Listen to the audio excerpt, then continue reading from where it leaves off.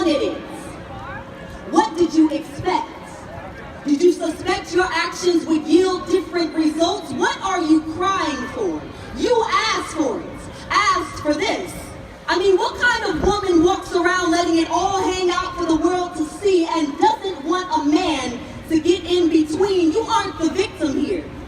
Wipe the tears from your pretty little eyes. Stop spreading the lies. You said no, but you meant yes. And you got drunk and passed out.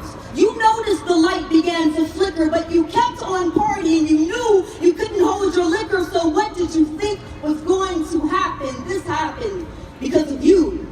You knew what you were doing. You knew what you were getting into. You led him on, and now you're upset because he got into one too many drinks and you got. Too bad. So sad. How can you be mad at anyone but yourself? Your parents didn't raise you well enough to know. If you act like a hoe, you will be treated as such. Stop wasting our time. You did this to yourself. There's no one to blame but you. No one should be ashamed but you. Stop wearing low-cut shirts. Wear longer skirts and maybe you can avoid all this hurt. I don't even understand why you're so hurt. Why were you at the party?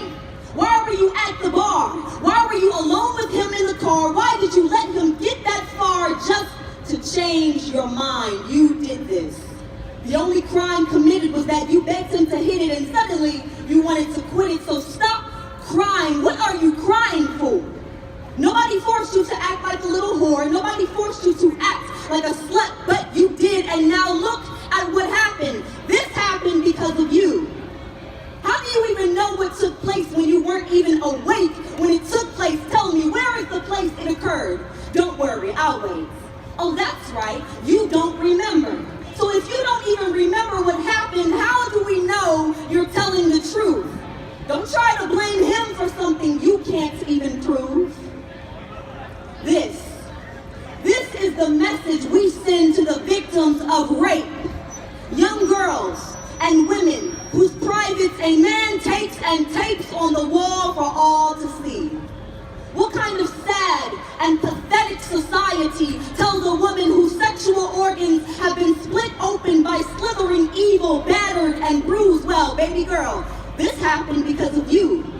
What kind of sick and twisted and disgusting people are we? She feels like her heart has been stabbed, yanked from its cavity, doused with gasoline, set on fire and burned to a crisp. This is just a little glimpse of what she is feeling. Don't be surprised if she starts peeling her skin off of her bones because her soul desires to be placed in another body. Sex was used as a weapon. Sex was used to threaten the very essence of her being. It's icky, it's sticky, it's nasty. Don't touch her. It's too much. She can't bear to be touched because it takes her back to that dorm room or that attic or that basement or that alley or that dumpster or that car or that bathroom or that bar. It takes her back to a place where she not only wanted to leave her body but leave this earth. It hurts to lay her head down on her pillow at night as her thoughts beat against her skull. The assault is like a movie, a VHS jammed in the VCR that cannot be removed. She is simply just a corpse now. Her soul is resting in a tomb because she feels dead inside. Every day she wants to crawl into a corner and hide, escape the reality that has been forced upon her. Forced upon her. Like he forced himself upon her. Put his hands upon her. Put his breath upon her. She is somebody's daughter, somebody's friend, somebody's sister. But Mr. Rapist didn't care. He couldn't bear to acknowledge his problem with sexual perversion that has now changed her life for the worse. So okay, she shouldn't have had that last drink. She shouldn't have walked off with him by herself. She shouldn't have worn that overly revealing crop top. Matter of fact, she should have stayed home and watched Orange is the New Black, Netflix, and chill by herself. But guess what? That just means it would have been a different girl in need of help. See, her actions didn't create the spirit of rape that was already inside of him. Let me talk to you for a minute, homeboy. I'm talking about the boy who felt it was his duty to take her matter in his own hands. The boy, not the man.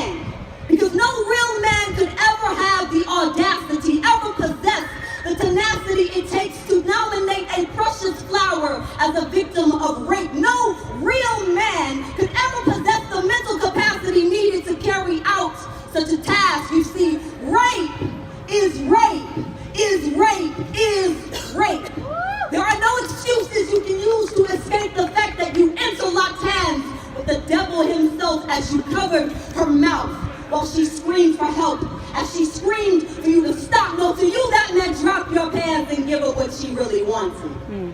Now, thanks to you, she is continuously haunted, afraid to step outside, afraid to climb the stone wall she has built inside, afraid to make eye contact with any guy, and with no remorse to show.